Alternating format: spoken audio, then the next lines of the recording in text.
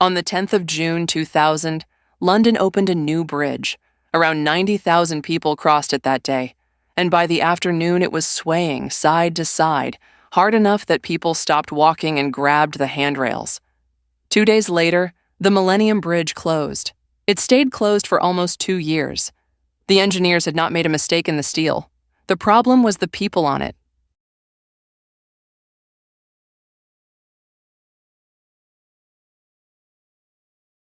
Because what happened on that bridge also happens in the mangrove swamps of Thailand, in the cells of your heart, and in the power grid that is lighting the room you are sitting in.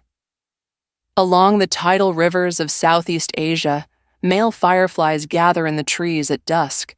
At first they flash at random, thousands of insects, each keeping its own time. But over the next hour, something organizes. Pockets of the tree start pulsing together. The pockets merge, and eventually the whole tree, sometimes a mile of riverbank, is flashing in unison.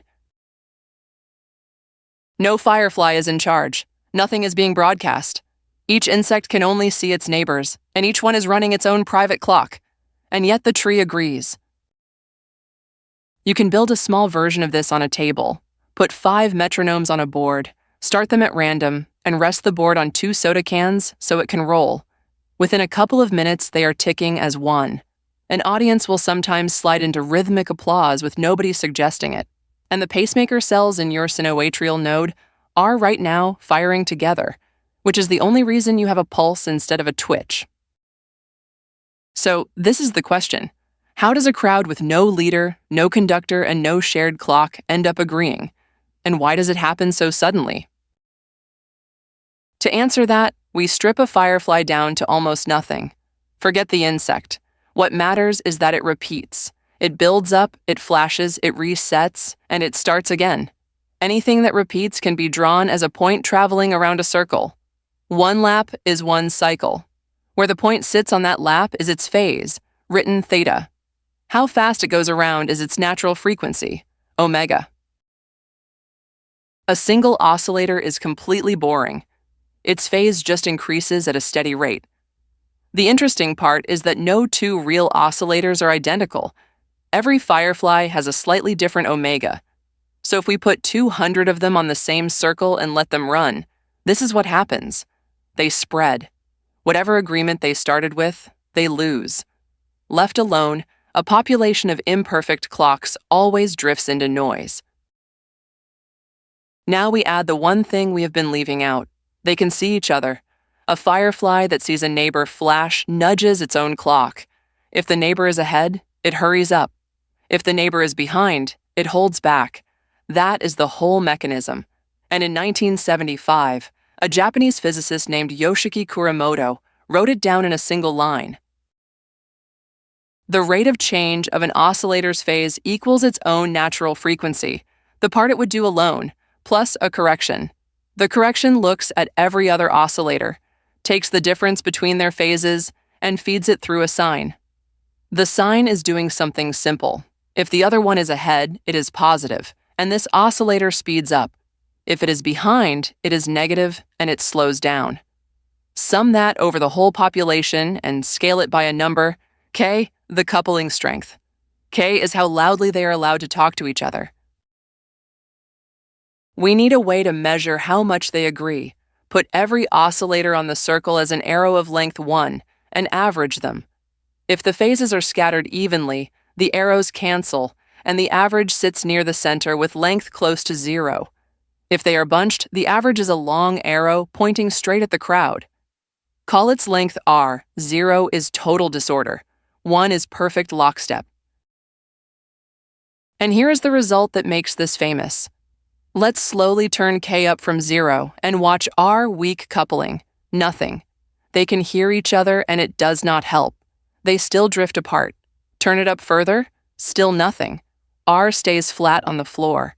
And then, at one particular value of K, it does not gradually improve.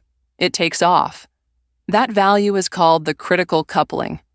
Below it, the spread in natural frequencies wins, and the population stays incoherent. Above it, the coupling wins, and a cluster locks. There is no smooth middle.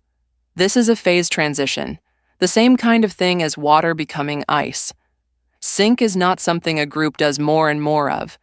It is something a group either does or does not do, and the switch is sharp. Which brings us back to the bridge. When you walk, you do not only move forward, you push slightly sideways with every step. On solid ground, that is irrelevant. But the Millennium Bridge was light, and it had a sideways mode that happened to sit close to the rhythm of a human stride. So when the bridge moved a little, people adjusted their footing to stay balanced. And a person adjusting their footing pushes the bridge. The bridge was the coupling term. With a few people on it, K was small. Below critical, nothing happens, and every test the engineers ran was below critical. On opening day, there were around 2,000 people on the deck at once. K crossed the threshold, the crowd locked, and the sideways pushes stopped canceling and started adding. The repair cost around £5 million, and it was not more steel. They added 37 viscous dampers and 52 tuned masses, components whose entire job is to drain energy out of that one mode. They did not make the bridge stiffer. They turned the coupling down. Once you have the equation, you start seeing it everywhere. The pacemaker cells in your heart are these oscillators, and when their coupling fails, you get fibrillation. Your body clock is a population of neurons locking to each other and to sunlight. Every generator on a continental power grid has to stay phase-locked at 50 or 60 hertz, and a blackout can begin as a loss of sync. Josephson junctions. Chemical reactions, crickets. The moon showing us one face. None of these things know about each other.